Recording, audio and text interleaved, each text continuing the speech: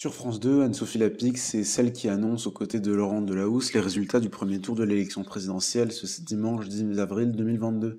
En couverture du magazine Télé 2 semaines, elle est revenue sur son travail et plus précisément sur sa relation avec le président sortant Emmanuel Macron. Campagne étrange pour la journaliste de 49 ans et a le mérite toutefois de s'être recentrée avec la guerre en Ukraine sur les sujets essentiels. Anne-Sophie Lapix n'élude toutefois pas le faux rythme imposé par l'entrée tardive d'Emmanuel Macron dans le jeu, officiellement le 3 mars. Pour le magazine, elle est revenue sur la non-participation du dirigeant à un débat télévisé, une décision qu'elle comprend puisqu'aucun de ses prédécesseurs ne l'a fait, tout en acceptant également la frustration de ses adversaires politiques. Elle fait également part d'une déception. Je regrette qu'il ne soit pas du tout venu sur France 2 dans aucune de nos émissions. J'ai interrogé tous les candidats sauf lui, qui ne se précipite pas sur le service public, c'est dommage.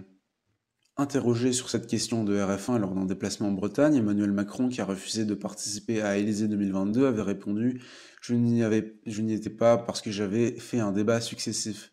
Je suis allé sur le service public à plusieurs reprises. J'irai sur France 2, je vous rassure, soit avant le premier tour, soit entre les deux, mais là, je suis un peu obligé d'organiser mon temps. Celle qui est parfois montrée du doigt pour ne pas ménager ses invités réagit également à l'article du Monde sur sa relation avec le chef d'État.